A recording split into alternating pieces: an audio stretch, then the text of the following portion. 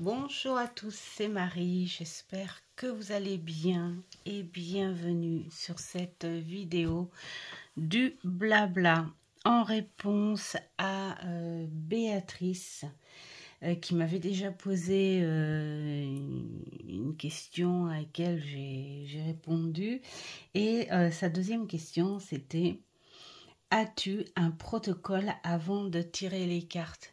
Et ça, je trouve ça super intéressant parce que ces protocoles est propre à chacun, sont propres à chacun. Dans tout protocole, il y a pour moi des croyances très ouvertes, des croyances limitantes. Il y a des croyances protocolaires aussi. C'est quand je dis des croyances protocolaires, c'est la personne qui va dire attention, mettons, je vais couper mon jeu de la main gauche parce qu'on m'a dit que ça se faisait comme ça. Je ne vais pas croiser les jambes parce qu'on m'a dit que ça faisait ça. Et en fait, on est plus sur quelque chose où on fait les règles qu'on nous a dites, mais on n'y croit pas ou on voudrait y croire, mais bon, on nous l'a dit parce que voilà, c'est comme ça, et puis ben, je vais le faire, hein, je vais le faire parce qu'on m'a dit que c'était comme ça. Et au fil de toutes ces années de cartomancie, alors je sais pas vous les filles, hein, si ça vous a fait pareil, mais c'est vrai que dans les débuts, moi j'étais basée sur mon attirance, ma curiosité du jeu, tout simplement. Et dans les débuts, c'est vrai que je demandais hein, à toutes ces filles, parce qu'à l'époque, je ne connaissais pas d'hommes ou de garçons hein, qui faisaient de la cartomancie, mais beaucoup les femmes. Et puis, je leur demandais, est-ce que il faut faire quelque chose? C'est-à-dire que là, j'étais dans le respect d'une règle, mais sans pour cela la ressentir ou y croire. Voilà, donc moi je dis, et puis c'est vrai que on me disait, oulala, mais surtout fais ça avant, surtout ne fais pas ça, surtout, et c'est ce surtout. C'est comme l'ego qui te met en alerte, surtout. Et ces mots-là, je les ai entendus de la part de personnes qui y croyaient fermement comme une religion, et je l'ai entendu de personnes qui suivaient le protocole de ce rituel. Donc, et je me suis aperçue que finalement, quand j'ai commencé à travailler le tarot, naturellement, en fait, moi, j'avais juste besoin d'un moment calme à moi toute seule. J'avais besoin d'être dans ma bulle, et ce tarot de Marseille, en fait, je l'étudiais uniquement par curiosité, et je me suis aperçue que petit à petit, ça me développait mon inspiration, mon intuition. Et puis, il y avait un petit peu d'histoire dedans, même si je retiens pas, mais sur le coup, c'était hyper intéressant à comprendre, à savoir. D'ailleurs, j'ai commencé avec le bouquin avant d'acheter le jeu. Bon, là, je m'éparpille un petit peu. Donc, pour ces rituels protocolaires, j'ai jamais été trop en accord. J'ai toujours fait les choses naturellement. Mais au fur et à mesure de ma vie sociale, j'ai pensé à des personnes que j'ai croisées.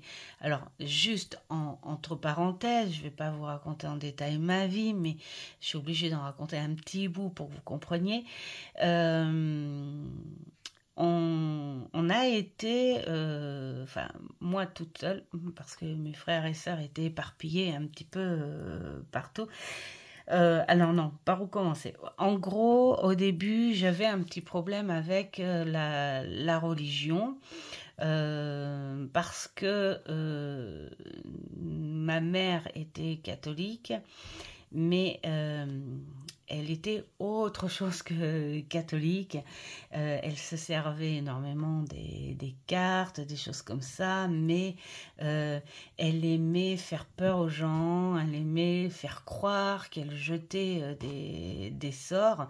Et c'est là que j'ai compris très jeune que quand tu veux déstabiliser une personne et tu veux faire croire que ta magie, machin et tout, fonctionne, eh ben, il suffit simplement de crier sur cette personne et de ne pas la laisser respirer ou comprendre ce que tu dis. Hein. Tu as le regard sévère et tu cries dessus et puis voilà. Bon, voilà, son truc. Et donc, pour moi, je me disais que toutes ces personnes qui croyaient en cette religion étaient forcément mauvaises, puisque j'avais l'exemple de ça chez moi. Donc, et puis un jour, j'ai été hébergée pendant 2 mois chez des bonnes sœurs à l'école où j'allais, parce que j'allais en école privée, et, euh, et donc j'ai été hébergée chez ces sœurs-là, parce que ma mère avait été en maison on va dire, de repos. Et donc, pendant ces 2 mois-là, je me disais, mon Dieu, alors là, je me retrouve carrément au centre, surtout que fallait faire des prières avant les écoles. Enfin, je connaissais mon école, quoi. Et la directrice, ben, c'était une sœur, et puis toutes les maîtresses de la maternelle au CM2, c'était une école primaire, c'était des bonnes sœurs. Et puis il fallait faire la prière avant les cours, enfin tout ça. Et déjà ça me dérangeait, et j'ai dit, oh là là. Mais bon, c'est pas grave, j'étais jeune et tout, je me suis laissée embarquer par la vague. Et j'ai envie de dire, ce passage-là, il m'a bien servi. Il m'a bien servi parce qu'il m'a fait changer d'image. En fait, il m'a fait changer d'avis, que ce soit mental ou visuel, sur la fameuse religion. Et pourquoi? Parce que avant de rencontrer des sœurs, j'étais chez des femmes de grande bienveillance, des femmes qui ne parlaient pas Jésus tous les jours, des femmes qui savaient se mettre en colère. En 2 mois, j'ai eu un concentré en fait de personnes qui avaient un cœur, un sens et une intelligence, une belle mentalité, et qui avait surtout beaucoup de respect, même si la directrice était un peu sévère, mais c'est normal, c'était une femme, il fallait qu'elle défende son école, enfin voilà. Il y avait une petite chapelle dans cette école-là, et elle ne m'obligeait pas. Elle se levait tous les matins à 6 heures, hein, direct prière à la chapelle avant de faire le petit déjeuner et tout. Elles m'ont donné une chambre hein. Elles ont libéré une chambre pour moi. Elles ne m'ont jamais, mais jamais obligée à aller faire la prière à la petite chapelle. La seule chose que j'avais à respecter, eh ben, c'est les horaires pour aller à l'école, parce que j'habitais dans l'école quelque part pendant ces 2 mois-là. C'était la seule chose qu'elles m'imposaient. Sinon, tout le reste, elles m'ont juste dit, écoute, tu fais ce que tu veux. Voilà, tu fais ce que tu veux. Donc moi, bah, naturellement, je les aidais à faire la vaisselle, je les aidais à faire plein de choses. On a rigolé. J'ai vu des sœurs en colère, mais je me suis dit, mais oui, elles ont le droit aussi d'être en colère. J'ai vu des sœurs dans l'amour, dans la compréhension, dans la bienveillance. J'ai vu des sœurs rire. J'ai vu des sœurs qui savaient dire, merde, bah oui. Et il y en a une dans le lot avec qui je m'approchais bien parce que c'était une sœur pas comme les autres, c'était une femme qui avait déjà été mariée. Et elle était veuve. Et de là, de sa tristesse, elle s'est plus rapprochée de ce Dieu, hein, voilà. Et ça a été accepté. Et puis, elle avait ce côté un petit peu plus vivante, voilà. Et donc, à un moment, elle me dit, est-ce que ça t'intéresserait de venir faire la lecture à mon père à, à la maison de retraite? Donc, moi, du haut de mes 10 ans, bah oui. Oui. Et puis, et là, j'ai trouvé adorable ce monsieur. Il avait une poignée de petites médailles de la Sainte Vierge. Et puis, la première fois qu'il m'a vue, donc on lui a fait la lecture, on est resté un petit peu avec lui. Et là, il m'offre une médaille et puis il fait, ne t'occupe pas de tous ces gestes, les croix, occupe-toi du bonheur qu'elle peut apporter. Et j'ai adoré parce que il savait que sa fille était devenue sœur. Et voilà, là j'ai trouvé quelque chose de supérieur, de beau. C'était presque du merveilleux pour moi. Mais j'avais toujours ce truc à ne pas vouloir aller à la messe ou être en profondeur sur une croyance très protocolaire, tout ça. Et j'ai été butée là-dessus. Et puis, cette sœur, une fois, elle m'a dit, est-ce que tu as une croix, quelque chose comme ça dans ta chambre? Et là, je lui ai expliqué que non, et que je n'en voulais pas, parce que... Et puis là, je lui ai raconté un petit peu, bah, elle est au courant de ma vie, puisque elles m'ont hébergée. Et elle m'a dit, mais tu sais, peu importe, l'important, c'est qu'il y ait au moins une lumière. As-tu une lumière? Alors je lui dis, quoi comme lumière? Elle me fait une simple bougie. As-tu une petite lumière, une lueur de bougie? Je lui dis, ben non. Et là, elle m'a donné une petite bougie artificielle. Et puis elle me fait, que tu y crois ou non, l'important, c'est la petite lumière. Voilà. Et si tu as cette petite lumière tous les jours et que tu la vois, même si tu la vois que 3 secondes, t'es pas obligé de te focaliser dessus. Regarde-la 3 secondes et tu sauras que tu as la lumière à côté de toi. Et ça, j'ai trouvé ça super beau parce que je me dis, elles m'ont pas obligée à croire à quoi que ce soit, mais elles m'ont fait comprendre qu'il fallait croire en ta lumière, croire en quelque chose. Et puis, au fil des années, tout ça, ça faisait pas la première fois, enfin là c'était la première fois qu'elle me parlait de cette fameuse lumière. Au fur et à mesure où bien sûr j'ai grandi, j'ai évolué, j'ai fait mon parcours, j'ai commencé ma vie, ma propre vie sociale, j'ai croisé beaucoup de monde avec ce genre de réflexion.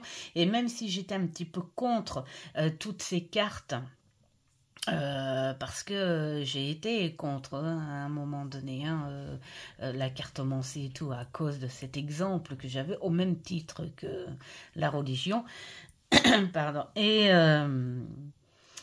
il y a eu à un moment, c'était dans l'église où j'habitais à l'époque, donc à Cognac.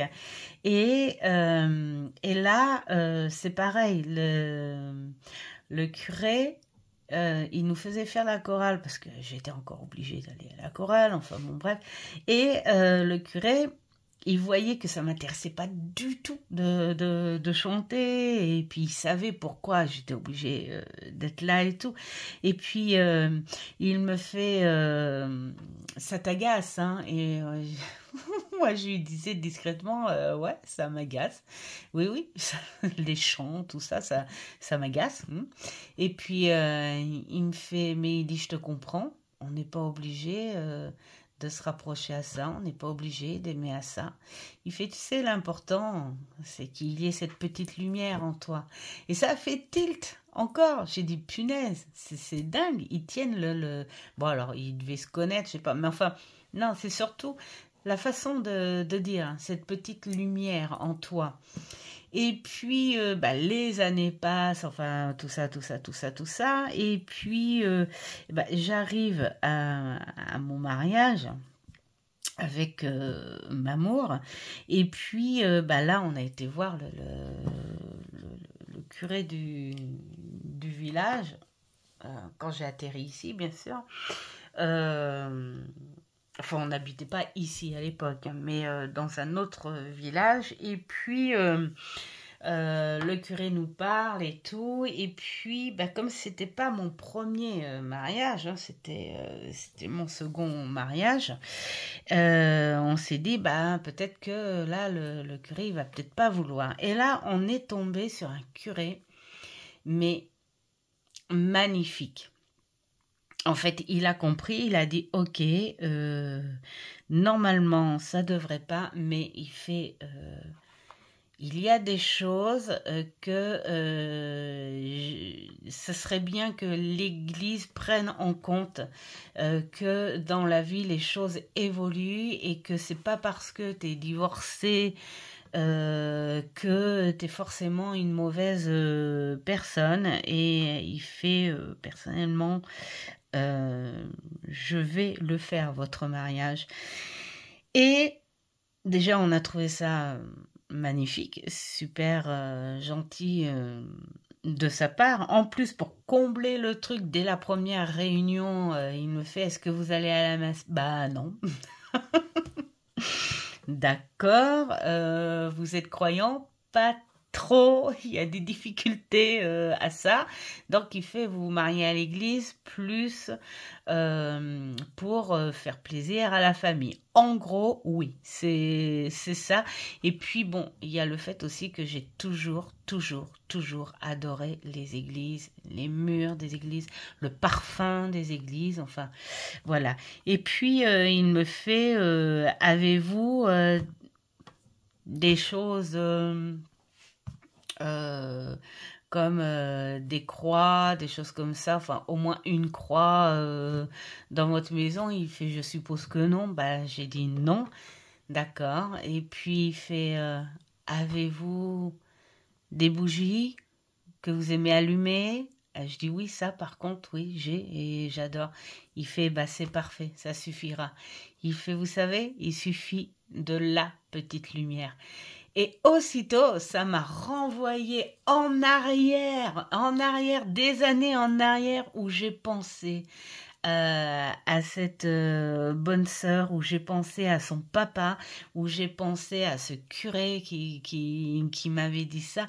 Mais j'ai dit, c'est dingue. Et c'est là que je me suis dit, mais oui, enfin, je me suis mise en introspection par rapport à ça, où j'en avais même parlé à ma mère. Je me suis dit, mais c'est oui, c'est dingue, parce que j'ai eu cette difficulté avec la religion, parce que j'ai eu, on va dire, un mauvais exemple par rapport à ça, mais en fait, on m'a toujours parlé de cette petite lumière et je me dis dans mon parcours de vie, mais oui, cette petite lumière, je l'ai toujours eue.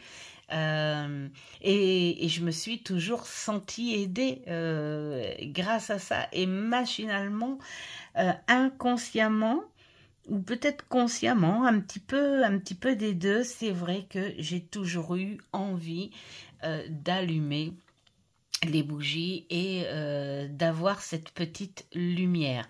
Et c'est pour ça que je dis là en réponse à la question de Béatrice que chaque protocole est vraiment très personnel. On ne peut pas dire aux gens ce que moi j'ai pu entendre dans les débuts de ma cartomancie. Tu dois faire ça, ne fais surtout pas ça. Attention, tu vas couper ça. Attention. Non, je pense que le protocole de la cartomancie, il est à nous. Il est en ce que nous croyons, quelle que soit la croyance, et il est ce que nous ressentons par rapport à ça. Et moi, cette lumière, du coup, elle m'a toujours suivie. Et quand j'ai perdu ma mamie, ça m'a toujours suivi aussi.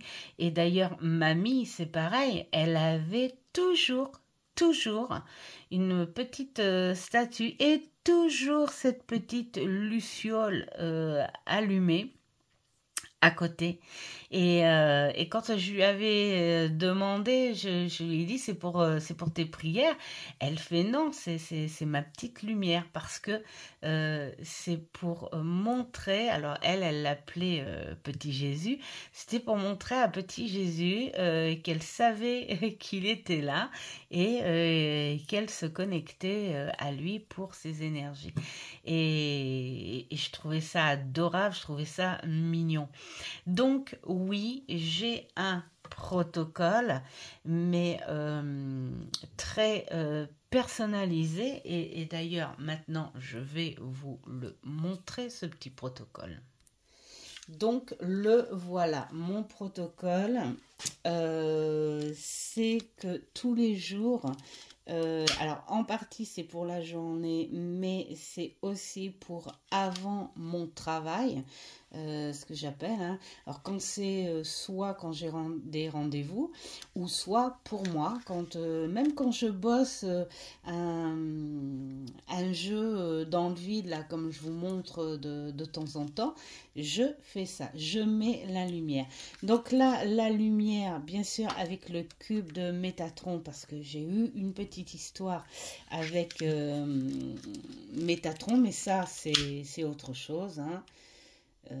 Voilà. Et puis, la fameuse petite lumière sur mon petit hôtel que j'ai fabriqué avec plein de petites choses, plein de petits bazars, mais l'important c'est d'avoir la lumière et puis tout simplement cette petite lumière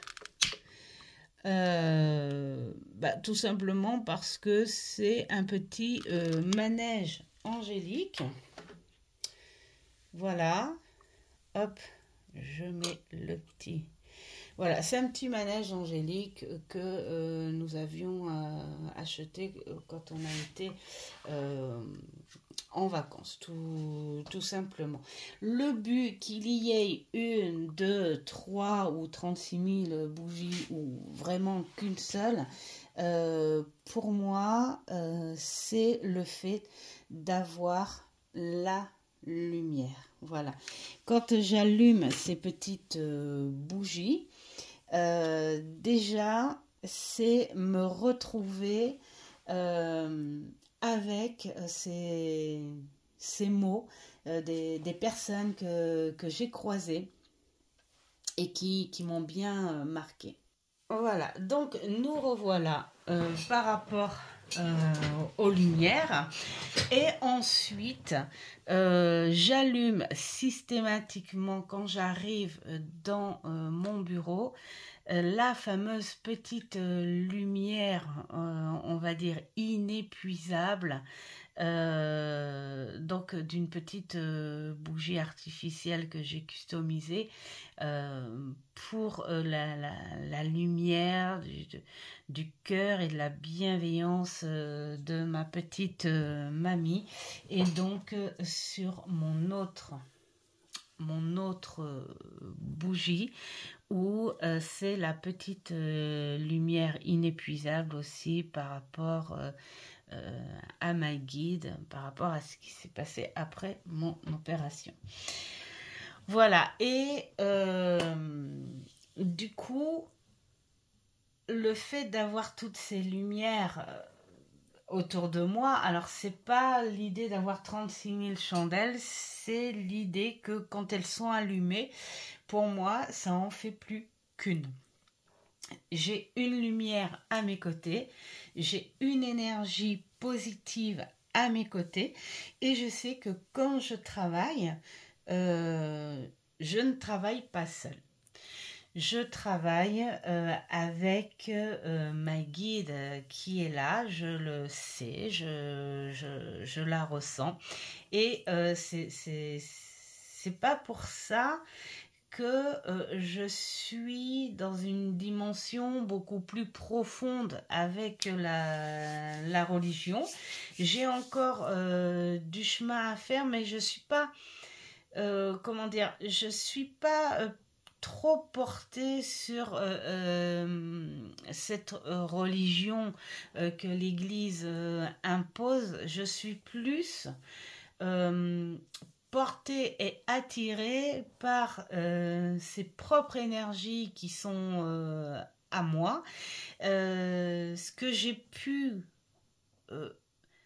croiser ou ressentir pour avoir été aidée pendant tout mon parcours, mon petit bonhomme de chemin de vie, tout simplement, hein, jusqu'à maintenant. Et puis de dire que dans la vie, c'est ça en fait, hein, on est aidé dans nos douleurs, on est aidé dans les passages les plus bas, mais on est soutenu et on est amplifié dans les passages bienheureux parce que tout le monde a un passé, tout le monde a eu des difficultés, tout le monde a eu même croisé des horreurs, on va dire, sauf que dans une vie, j'ai envie de dire, j'ai jamais, et je pense pas que l'on puisse croiser ça comme ça, croiser quelqu'un qui a toujours été dans la misère, ce que je veux dire, ou dans la douleur, ou il y a dans une vie toujours des passages. Alors bien sûr, il y en a où c'est des douleurs extrêmes, c'est des choses horribles, mais on croise toujours des hauts et des bas dans une vie. On peut pas être tout le temps heureux non plus, c'est pas vrai. Moi, j'ai envie de dire, dans une vie, soit on a un gros pourcentage où on se dit, ouais, bah, j'ai pas à me plaindre, j'ai eu plein de choses avant d'avoir eu, voilà. C'est vrai qu'on peut dire également, ouais, ben, j'ai quand même eu plus de souffrance que de bonheur, mais il y a eu quand même des passages qui n'étaient pas on va dire, négatif. Mais bon, là, c'est toute une histoire. C'est par rapport à notre façon de vivre les choses, à notre façon d'accueillir ce qui se passe. Enfin, voilà, il y a plein de choses à comprendre autour de de son histoire. Hein. Chaque histoire est très personnelle, voilà, tout simplement. Voilà, donc ça c'est pour la mienne. J'ai appris que d'avoir une lumière avec soi dans sa vie, sans pour cela t'obliger à avoir une espèce de protocole de croyance ou de religion ou des choses comme ça. L'important, et c'est ce que m'ont fait comprendre tous ces gens-là, c'est d'avoir cette lumière en soi et de croire en quelque chose. Et quelle que soit ta croyance. Et surtout, très important, ne pas imposer aux gens à leur faire peur en leur disant fais attention, surtout fais pas ci, surtout fais... Parce que ces gens, ce ne sont pas toi. Et puis, moi, je me suis toujours dit, jamais je vais imposer à une personne de faire ce que je fais, parce que cette personne, eh ben, elle sera peut-être pas dans la même longueur d'onde. Et puis, je ne me laisserai pas non plus imposer quelque chose, surtout quelque chose auquel j'ai envie de comprendre, ou carrément que je ne suis pas du tout d'accord. Donc voilà, mon petit protocole, c'est ça. Et puis, quand je prends un jeu, hein, parce que du coup, on va faire un petit tirage quand même. Donc, j'allume ma petite lumière. Et puis, je prends le jeu. Alors aujourd'hui, j'ai pris celui-ci parce que c'est un petit jeu qui me suit depuis que je l'ai. Donc ça fait vraiment un bon bout de temps. D'ailleurs, les tranches ont plutôt jauni, mais il est de très très bonne qualité parce que il n'a pas beaucoup bougé.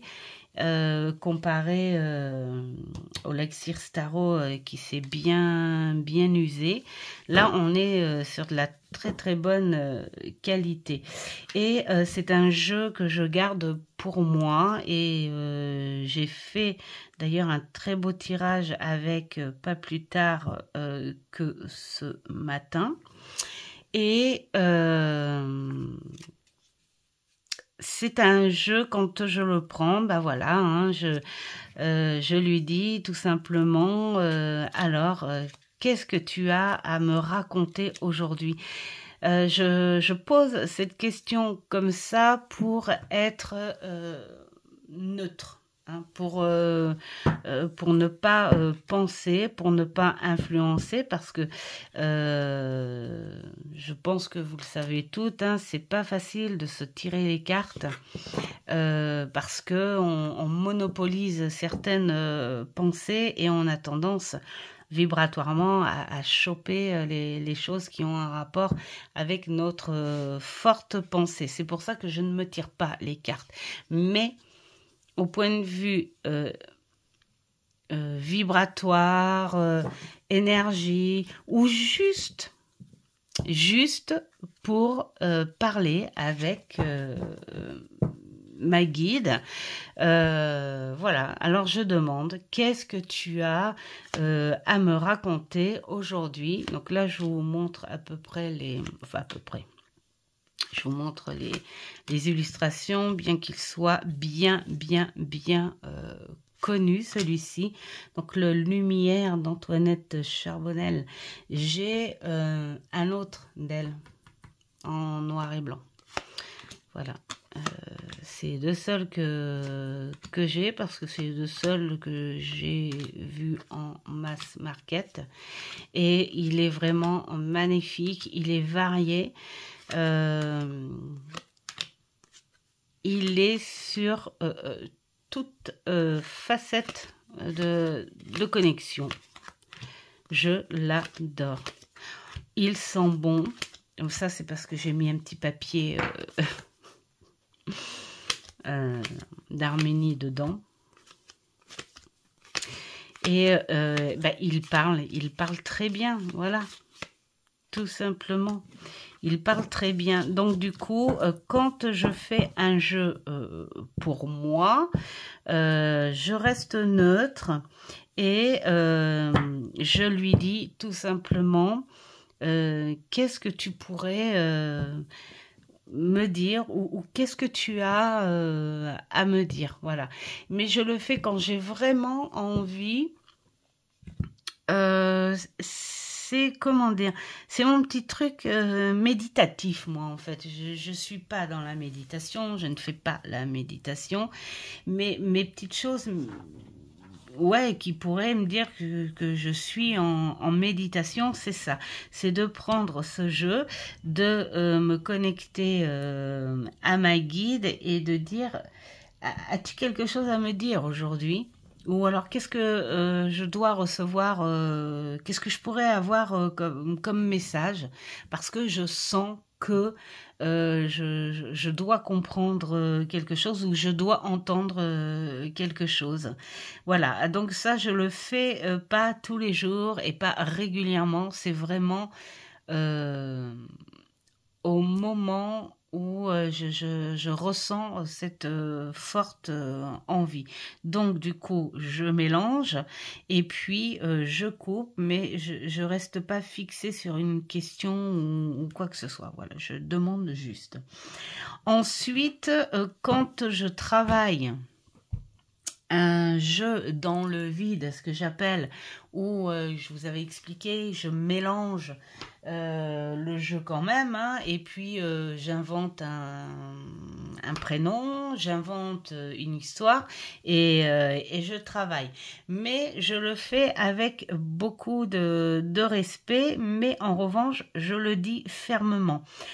C'est un travail test. Voilà, je le dis fermement, comme ça je n'active pas tous les sens que je peux avoir, mais j'active juste mon intuition. Mon intuition et puis mon imagination aussi, puisque j'invente une histoire. Donc là, c'est la petite différence. Et quand je fais une guidance pour quelqu'un, là, on change. Je vais vous montrer comment je fais. J'aère mes jeux. J'aère mes jeux avant la guidance. Donc, on va pousser petit ange pour que je vous montre. Et quand j'aère mes jeux,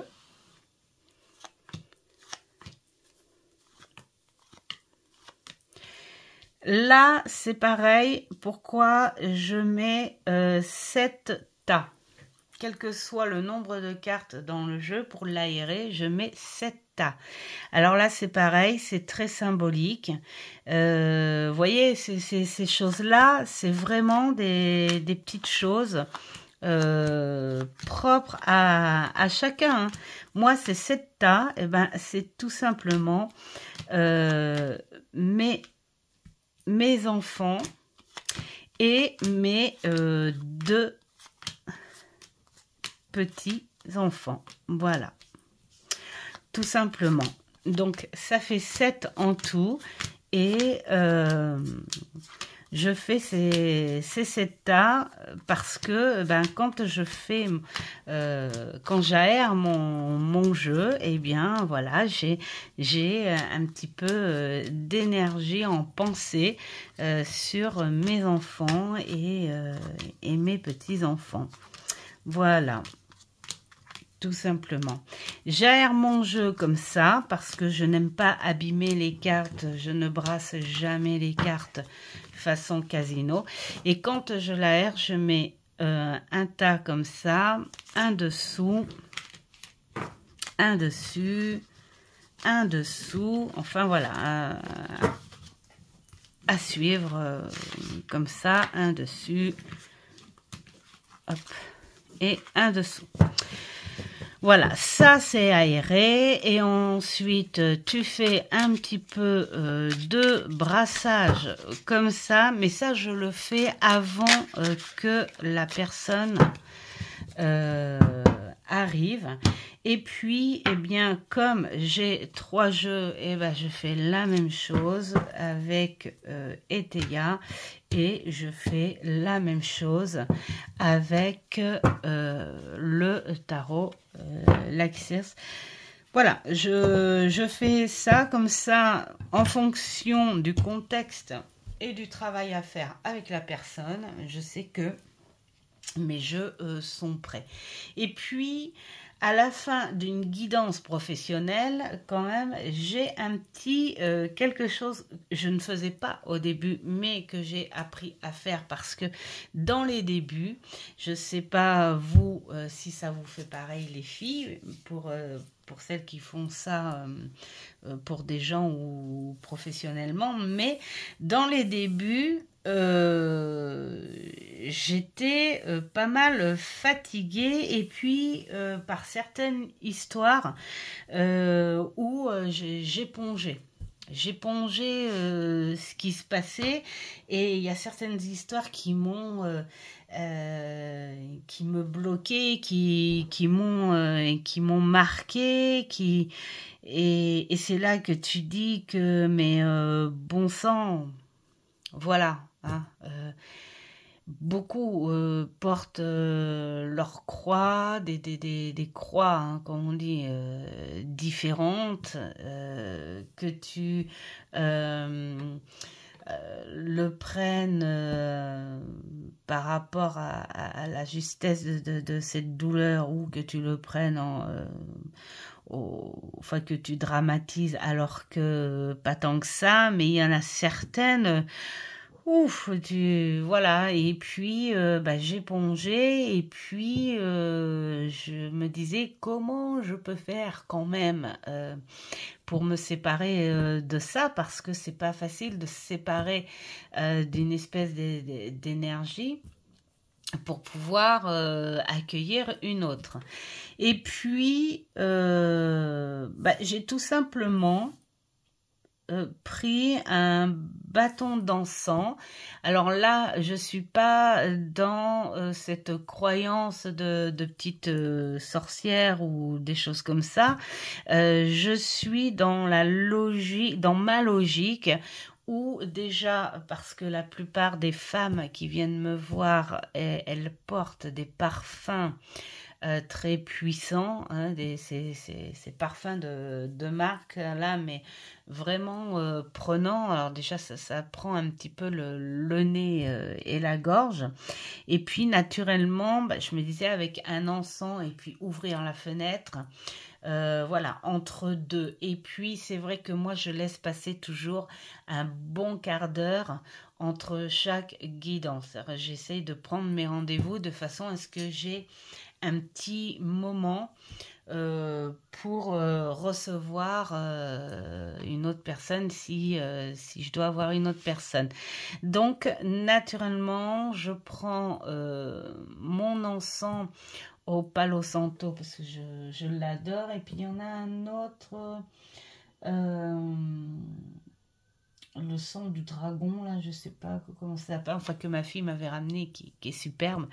Et donc, du coup, quand la personne part, je mets cet encens que je balance un petit peu partout comme ça, principalement pour enlever ce parfum. Et puis, bah, quand il fait pas trop froid, évidemment, j'ouvre la fenêtre en même temps. Et puis, quelque part, bah, ça m'a fait... enfin, je sais pas comment dire, mais symboliquement, quelque part, bah, ça me faisait penser au fait que ces énergies-là, elles partaient avec le parfum et le reste. Ce qui fait que quand je mettais l'encens et puis que j'ouvre la fenêtre, eh bien, je m'en débarrasse en même temps. Voilà, je me débarrasse en même temps des énergies que j'ai reçues pendant la guidance. Voilà mon petit protocole. Donc du coup, on va finir par un petit tirage. Bah pourquoi pas un petit tirage pour la journée, un petit tirage juste pour des petites énergies, voilà, pour votre journée. Si vous regardez la vidéo ce matin ou bah, des petites énergies pour la journée suivante, hein, pour lundi, si vous la regardez ce soir, cette vidéo, hein, on va faire ça comme ça.